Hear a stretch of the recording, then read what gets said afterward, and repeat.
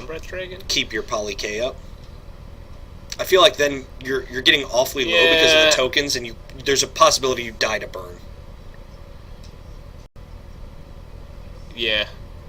Right, that's my fear, is we die to burn. Yes, you die to getting shot in the face for 4. Alright, so he is going to Monster Race. I do think I like that play. So he's taken 1. But I don't know, can we attack? Let's see. On the back, no, he's not going to. I think Tommy knows the same thing we know, that the possibility of dying to burn is very high. Hoping to fade a bunch of burn spells. But it looks like David just has a bunch of lands in his hand. So what do we got here? Nothing? Treasure Cruise would be bad for us. Treasure Cruise would not be good. The man counted in his graveyard. Not optimal here. A dig through time, also not good. So that's 1, 2, 3. This is. Looks like he's gonna cast a Treasure Cruise here. Although, yeah. Here it comes. Going cruising. Oh, jeez. There's 1 burn spell. There's a land. What does he get? I don't think that was another one, was it? No. But can always top deck the Pelucranos and then bash in for 2 if you're in for that. But I just keep the burn spell. I think you keep the 4 up. Keep the burn spell, and I mean, if there's another Rabble Master, I think. I believe so. So here we get in for 2. Yep. Put him to 5. Yeah. That seems relevant. Tommy really needs a way to gain life here. Those Mana Confluences and Yavimaya Coasts. You know what? Feed the Clan is a card. Hey man, that would be sweet right now. It would be super good. You know what's not sweet right now? A Rabble Master. A Rabble Master is not good, and I'm assuming that's what he just drew off the top. Not good. Feed the Clan is a card. I suggest people look at it for their sideboards. I suggest people don't look at it for their sideboards. Really? I suggest people, How else are you gaining life in this situation? I don't know. Yeah, Feed the Clan. Courser of Crufix? No. That's not getting you. Feed the Clan is 10. Hey man, Courser of Crufix would be pretty good here. I'm just saying. Could play it and then gain some life, go up to 6. Tommy's gonna play the Rabble Master, make a token, Master. Get in for 1. Yeah, well, not even get in for 1. I assume this Rabble Master's gonna block. Oh, sure. Here he comes. So, let's see. Block, and then we're going to die next turn. If we don't have a follow-up play that kills this Rebel. Well, he's got Mana Confluence, Elvish Mystic up. So, we're dead. I think David can just make a token, attack, 1 damage gets through, and we can just Jeskai Charm. Jeskai Charm into the dome. Maybe we play around Stubborn Denial, which, if he had Stubborn Denial, I imagine he would have cast it on our Treasure Cruise last turn, so probably. Don't think he has it. Not only that, I believe he would have tapped his mana a little different. I don't know if he would have necessarily just kept up 2 Mana Confluence. No, I wouldn't, because, I mean, if he doesn't play anything, then we don't want to just take a damage unnecessarily. Sure. Game 10 seems good. In this spot, it seems great. In a lot of spots, it seems good. Ordeal of Heliod. Okay, but that does things besides just gain you 10 life. Alright, this is an instant gain 10 life or instant gain 5. Listen. Alright. Healing Solve is never a good card. This is a little bit better. A little bit? It's like, what, a 2 mana spell that 2 mana spell gains you 10 if you have Ferocious? Which he's had. Wait, how much does it cost if you don't, or how much does it gain you if you don't have 5. Ferocious? So at least, oh jeez, the Chandra's gotta be good here. This is interesting. So David has him dead on board and Decided decides to play to the resolve a Chandra. Shoots him for 1? I think he still has him dead on board. Yes, still dead. Drops him to 4. Yeah. Still dead because 1 guy can't block, and then we're going to get in for 2. Yes. Correct. No. Yes. No, but he's at 4. Oh, well, yes. Very true. Very true. We had him dead on board. Why didn't we just kill him? You had him dead with Jeskai Charm to the face. Yeah. Make a token, kill you. Why didn't we kill him? I'm not sure. Why did we play a Chandra? Giving him out. He could draw Feed the Clan here if he could draw Feed the Clan. Blow us out. He could draw Feed the Clan, go to 12, kill the Chandra. Boy. Could draw. It's another Chandra. Doesn't matter. We're still dead to the Jeskai Charm. I'm saying. Why did he not just cast the Jeskai Charm? Did something happen? No, nothing that we happened. overlooked? So he He decided I think instead he of just just killing missed it. him. Okay.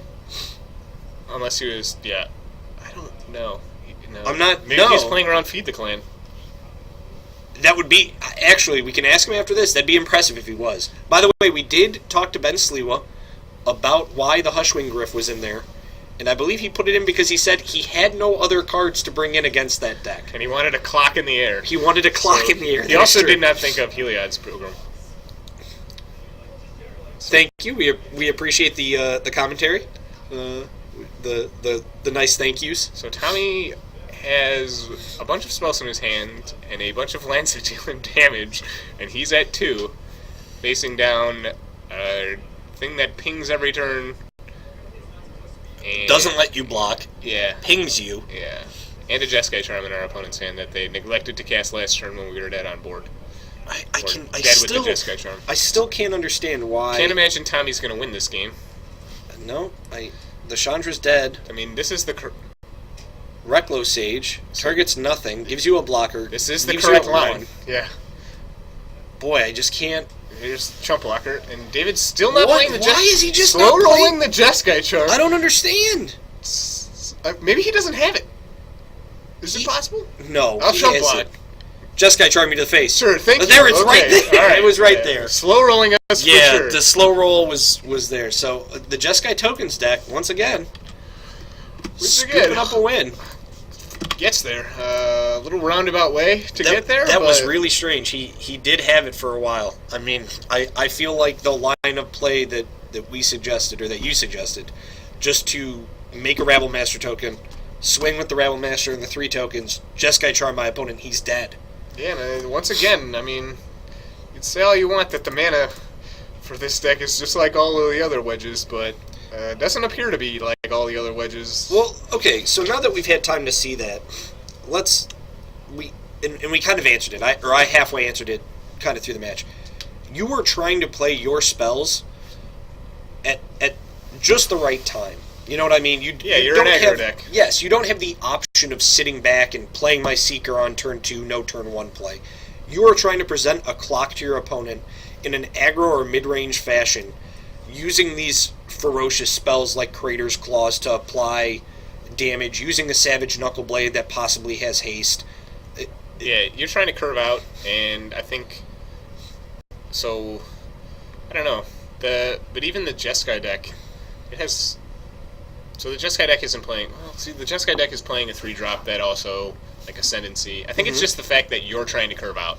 Right. Where the Jeskai deck can be a little bit more controlling. Sure. But you are just trying to play Elvish Mystic into, like, Rabble Master or, Savage Knuckleblade on 3. Right. Savage Knuckleblade on 3 is ideal, or Savage Knuckleblade on 4 with a red mana up to give it haste. Correct. But yeah, Tommy definitely playing, I think, 2 mana confluences, and once again, there it just looked like he did a bunch of damage to himself, and the burn deck took advantage of it. He definitely did, and it's something to be said. If you even go back and look at the shards block, like, there was a reason certain shards did not make it to the mainstream. Like, first of all, Jund was obviously a very good deck back then. Your card selection was huge in Jund, but on top of it, your mana back then was just so much more accessible. As far as what dorks you could play, what spells you could cantrip into, what spells were just relevant. I mean, your curve, granted, once again, we all had the Savage lands, we all had the Tricolor lands. Your curve was just so much better than the other decks. There was no other reason to play anything else. I mean, and the Jund deck, I imagine, I didn't know, didn't play back then, but all these Jund rock decks they're more control decks. Yes. So they don't have to curve out to kill you. They're gonna 1-for-1 you, 2-for-1 you with, like, Blightning and stuff. Sure. And, Bloodbraid Elf. Yep. And kill you that way. I can play my tap land on my turn to keep Terminate mana up. You're trying to curve out to play your Loxodon X card or your 3-drop card, which I'm just going to terminate anyways. And then on my turn 3, I can untap into Bloodbraid Elf mana, or I can untap into Blightning mana. And I think that's where you run into that situation. Jund colors were black, red, green. Very good colors. Very good deck. From back then, it was a dominant deck, a very good deck. So that's the end of round 2 for our standard FNM here at Nerd Rage Gaming. think it's a 5-rounder tonight. I have to double check. We're gonna go do some after talks with David and Tommy, kind of talk about some of their choices and bring you some of that information back to the booth.